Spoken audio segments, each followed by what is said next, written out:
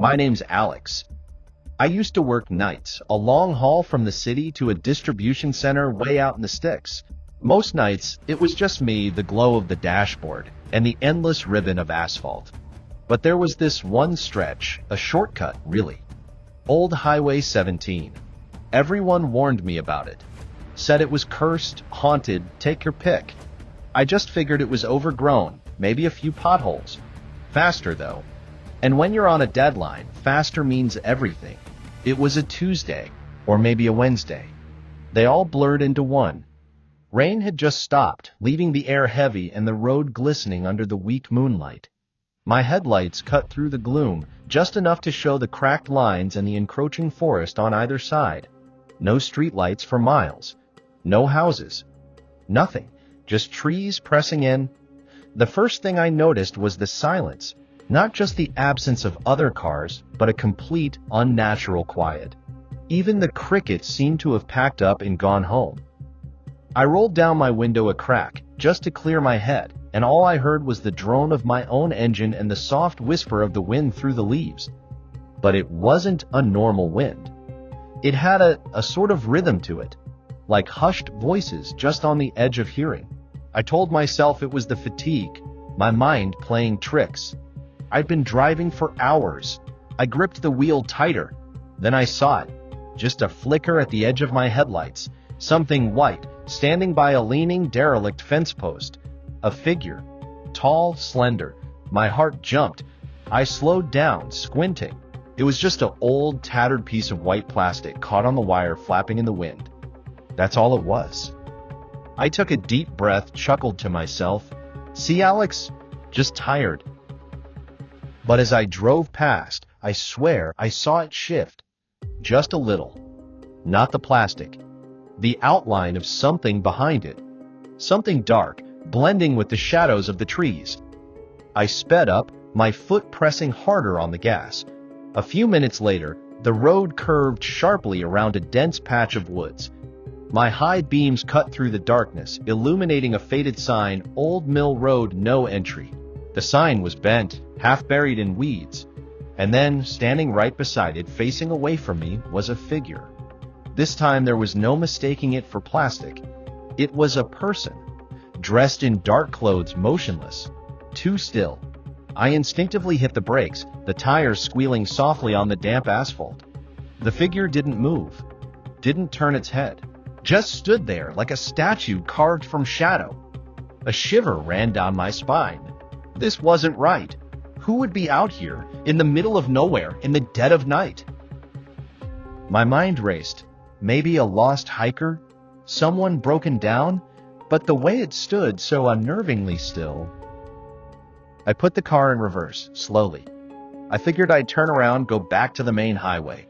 Take the long way. Anything but past this thing. As I backed up, my headlights swept across it again. And that's when I saw it. Just for a second before the light moved away. A subtle shift in its posture. Like it was subtly turning its head, just enough to follow my movement, even though its body remained facing the other way. My blood ran cold. I slammed the car into drive and floored it. The engine roared, and I tore down the road, away from the figure, away from the sign, away from that terrifying stillness. I drove for what felt like an eternity, knuckles white on the steering wheel, my eyes darting into the rearview mirror. Nothing. Just the dark road receding behind me.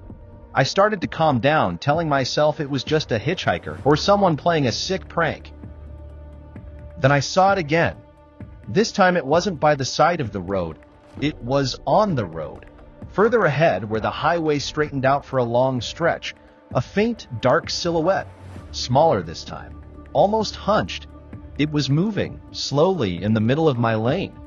I slammed on the brakes again, my heart pounding against my ribs. My headlights bathed the figure in a stark white glow. It was a child. A small child, in what looked like a faded nightgown. Its back was to me, its head slightly bowed. "Oh my God," I whispered, my voice thick with fear and concern. "A kid?" I was about to pull over, to get out and see if they were okay, but something stopped me. A primal warning screaming in my gut.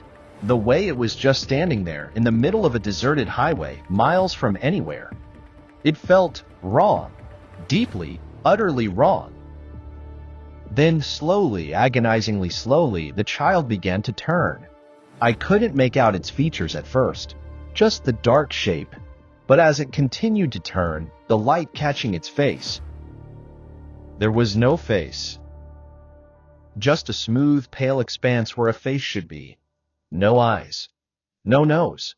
No mouth. Just skin. Unblemished, blank.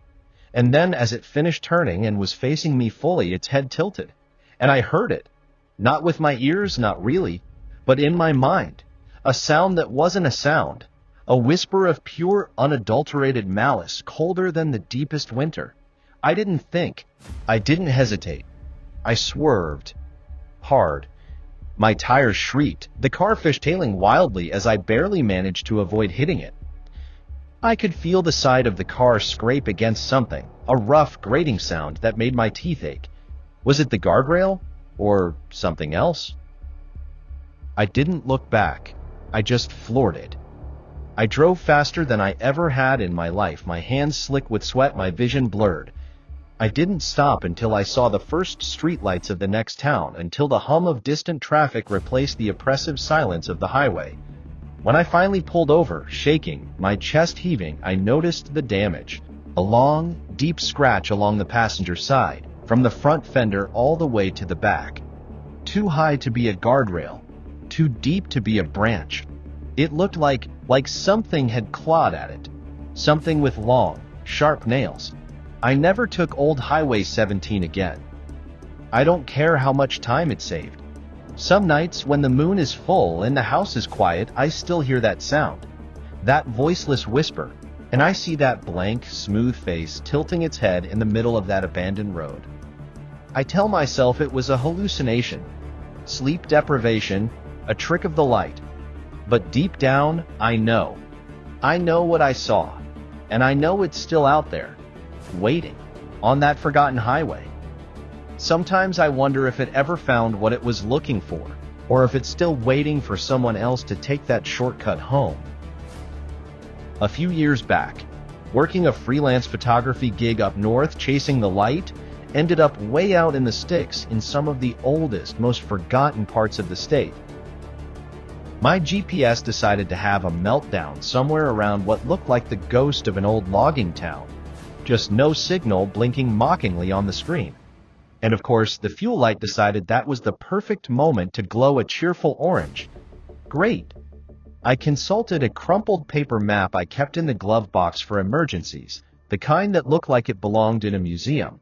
It showed a back road, barely a line, cutting through what it optimistically labeled Pine Ridge Forest. Said it would eventually link back up with the state highway. Seemed like my only option. The road was barely paved, more like gravel and potholes held together by stubborn weeds. Trees pressed in so close their branches scraped against the car, sounding like skeletal fingers dragging across the roof. It was getting dark fast, the kind of twilight that feels less like dusk and more like the world holding its breath. The rain picked up, a drumming on the roof that made everything else sound muffled. Then I saw it. Through a break in the trees. A steeple. It was impossibly tall, piercing the oppressive gray sky. An old church, or what was left of one. It looked like it had been there for centuries, made of dark, weathered stone, vines clinging to its crumbling walls like grasping hands. No lights, no cars, just this ancient, silent sentinel. I felt a weird pull, something about it. Curiosity, I guess. Or maybe just the desperate hope of finding a working payphone, a flicker of cell service. I turned down a faint, muddy track that led towards it. The track ended in a small, overgrown clearing. The church stood before me, immense and foreboding. Its windows were dark, broken eyesores like empty sockets. The main doors, heavy oak, were half-rotted, one hanging ajar, creaking softly in the wind. And above them, set into the stone, was a single immense bell, black with age, motionless. I grabbed my camera bag, old habits die hard, and a flashlight, and stepped out into the damp, cool air. The silence here was different from the highway. Deeper. heavier, like the air itself was holding its breath. The rain seemed to dim around the church, almost afraid to touch it. I pushed the creaking door open further. Inside, it was a ruin. Pews overturned, dust motes dancing in the faint light filtering through the grimy windows. The air was thick with the smell of damp earth, decaying wood, and something else, something metallic and acrid, like old blood. I walked down the aisle, my flashlight beam cutting through the gloom, illuminating crumbling frescoes on the walls. Scenes of saints, their faces long since eroded into grotesque smears. My footsteps echoed, unnaturally loud. Then I heard it, a faint clang. I froze. My heart hammered against my ribs. It sounded like metal on metal. From above. From the bell tower. I told myself it was the wind. Loose timbers.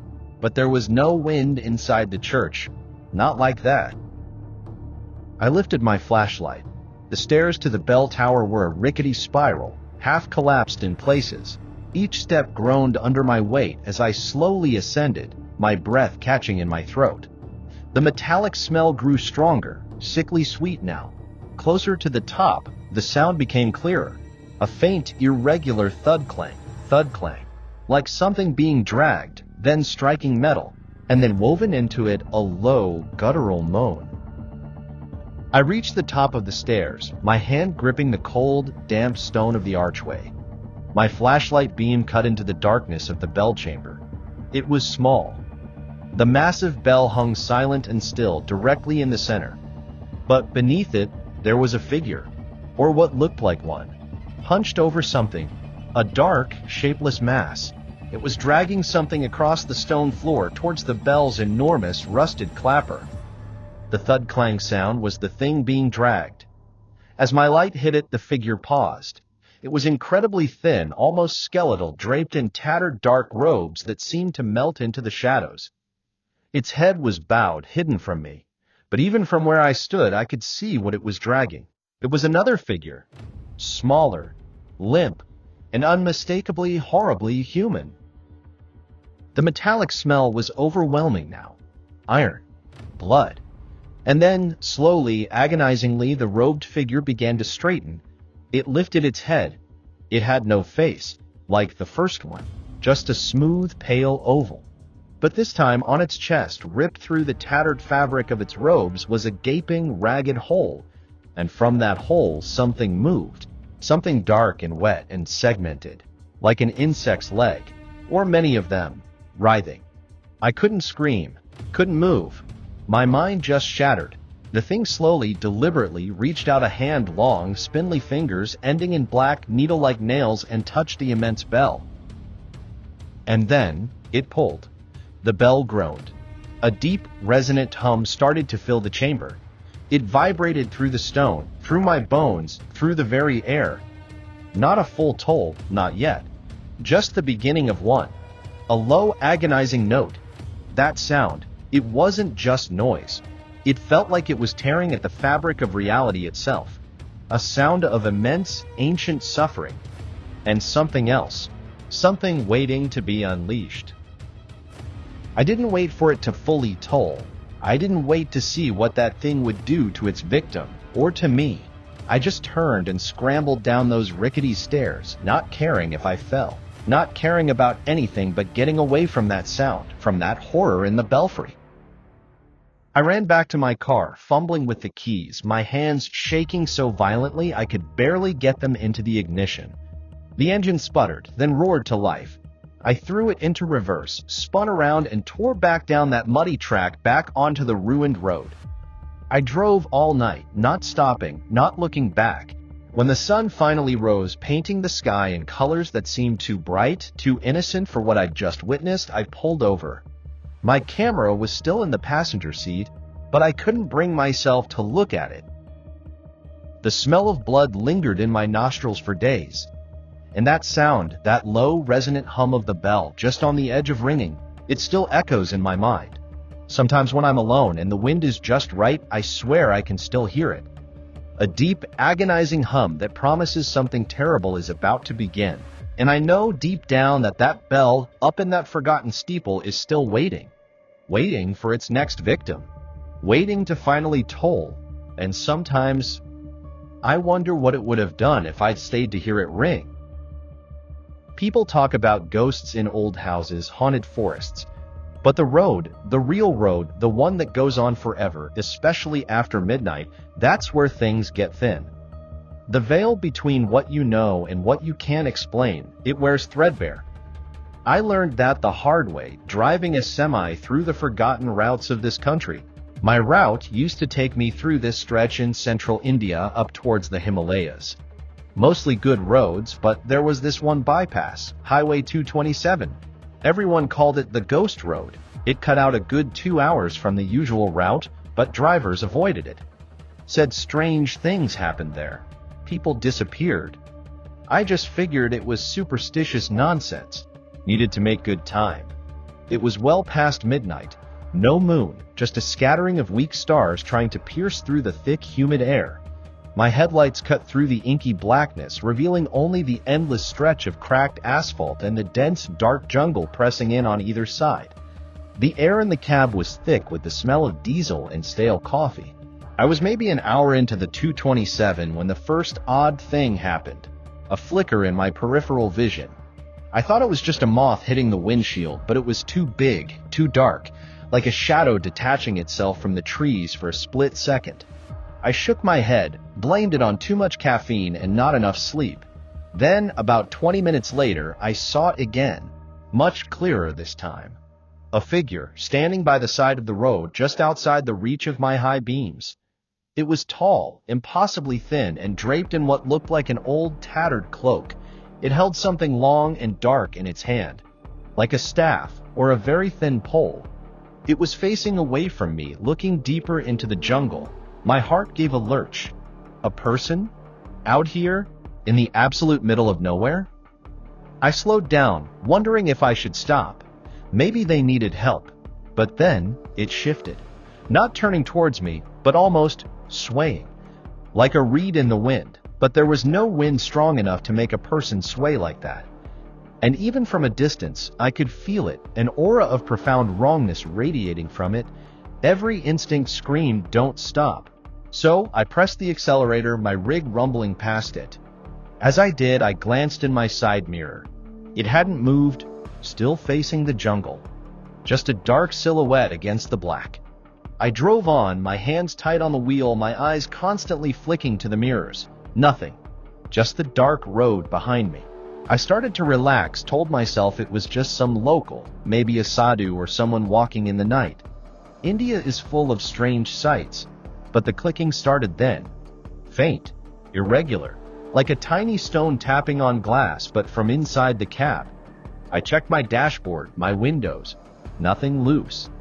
I turned up the radio, a crackling old Hindi song, trying to drown it out.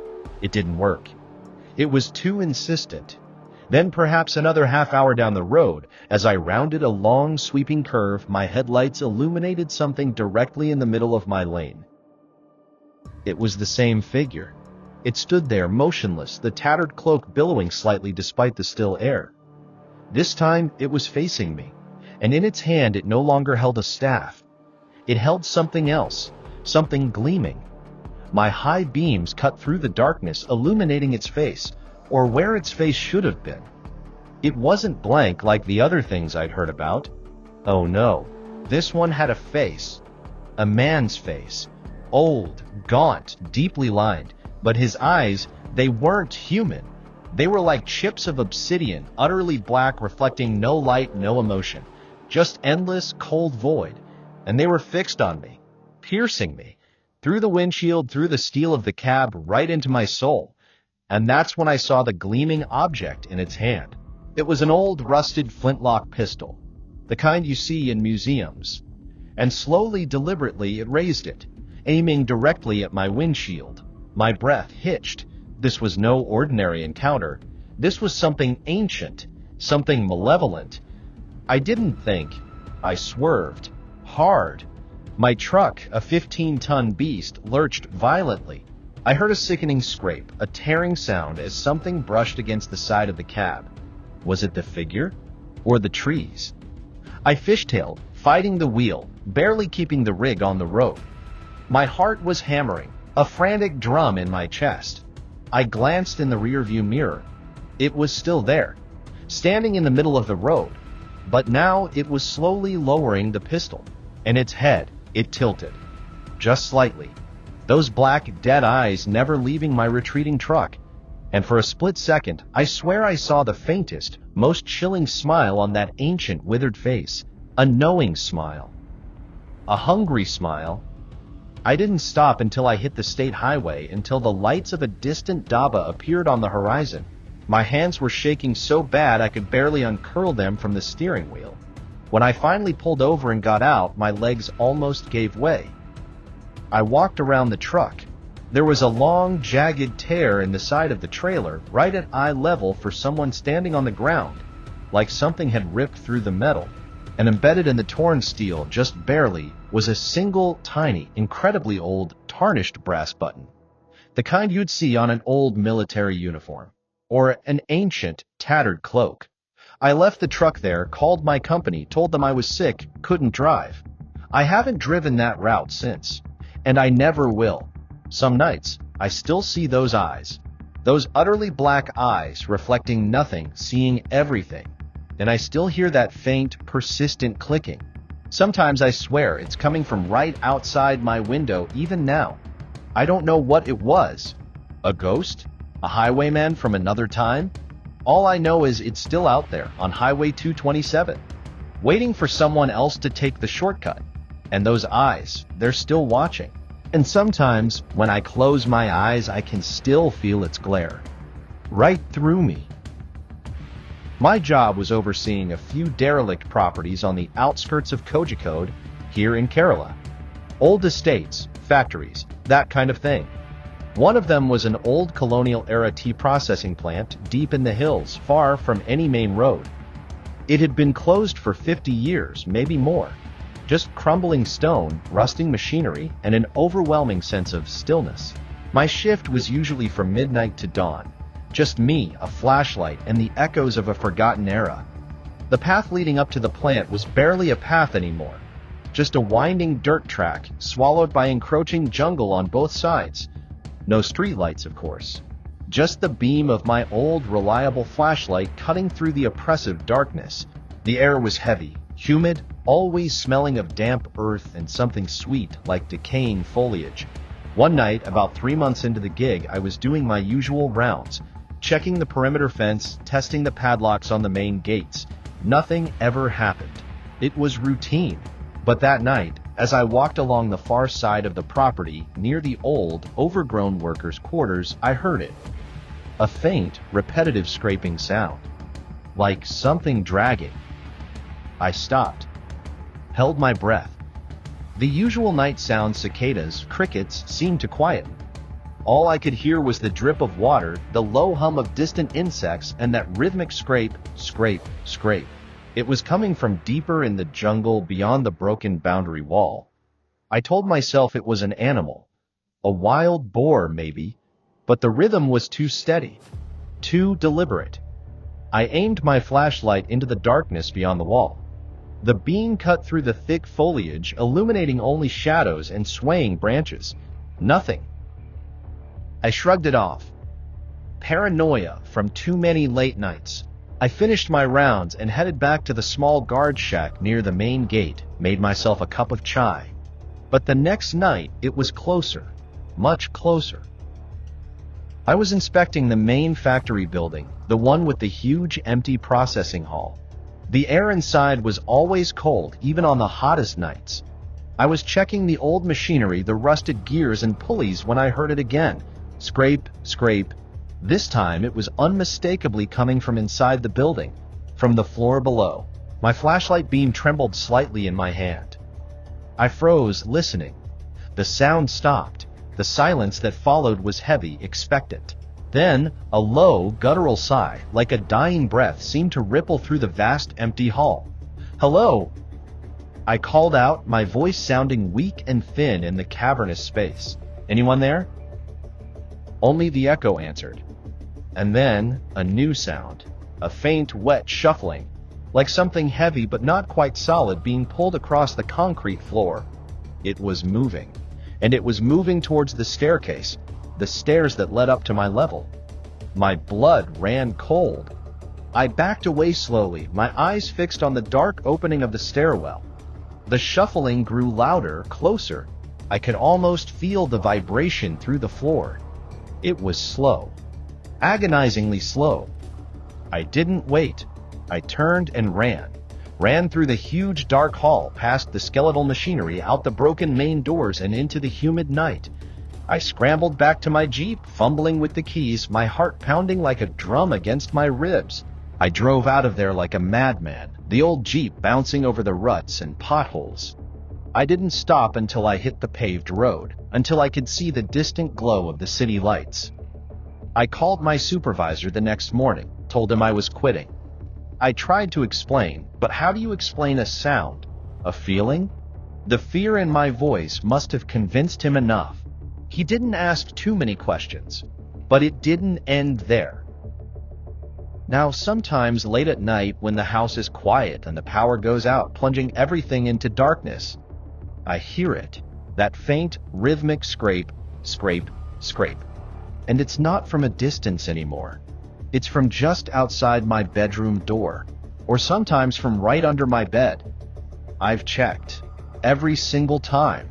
There's never anything there. Just the familiar floorboards, the silence of my home. But the sound, it's so real, so tangible. And with it, that same suffocating presence, that same chilling awareness of something ancient and malevolent. I don't know what it was, or what it wanted. An old watchman, perhaps, still condemned to his rounds? Or something else, something that came alive in that forgotten place, and now it knows my path. It follows me. I used to think I was just guarding an empty place. Now I know. Something was guarding it, and it found me. And now it's still watching, and waiting. I used to do land surveys, mostly in arid, forgotten parts of Rajasthan. Miles and miles of nothing but scrub brush, dust, and the occasional ghost town. It's a job that teaches you to appreciate silence, but it also teaches you that sometimes silence isn't empty. It's full of things you don't want to hear. This particular stretch was near an old, dried-up riverbed, an area that hadn't seen rain in years. My camp was just a tent by my Jeep, under a sky so vast and clear you could see every star. It was beautiful, in a stark, terrifying way. No roads really, just tracks worn by time and the occasional shepherd. My equipment was playing up that week, so I was doing a lot of manual checks, walking grids. One afternoon, as the sun was starting to dip, painting the sky in fiery oranges and purples, I saw it. On a distant ridge, silhouetted against the dying light, an old windmill. Not a modern one, but one of those ancient wooden structures, its sails tattered, barely catching the faint breeze. It looked like something from a forgotten painting. It was miles off my planned route, but something about it called to me. Curiosity, I guess. Or maybe just the sheer novelty of seeing something man-made in such an empty landscape. I packed up my gear and started hiking towards it, figuring I'd make it by twilight. As I got closer, the air grew colder despite the heat of the day, and the sound of the windmill became clearer, that rhythmic, groaning creak of ancient wood. But beneath it, a faint, high-pitched whistling seemed to weave into the wind. Not the normal sound of wind through cracks, but something melodic, like a wordless tune. I reached the base of the ridge just as the last sliver of sun vanished. The windmill stood stark and skeletal against the deepening gloom. Its sails turned slowly, majestically, with a mournful groan. The whistling was clearer here, swirling around me. It sounded like a woman humming, a very old, very sad tune. The ground around the windmill was barren, not even scrub, just dry, packed earth, oddly smooth. I walked closer, my flashlight cutting through the rapidly thickening darkness. The base of the windmill was made of rough, dark stone, worn smooth by centuries of wind and sand. There was no door, no visible opening, just solid stone. "Hello." I called out, my voice swallowed by the vast silence that followed. "Anyone there?" The whistling stopped, abruptly, and the air went dead still. Not a breath of wind.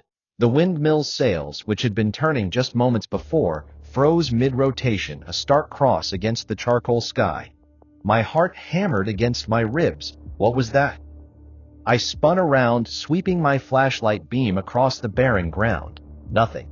Just my own shadow stretching out behind me. Then, from the stone base of the windmill, I heard it. A whisper.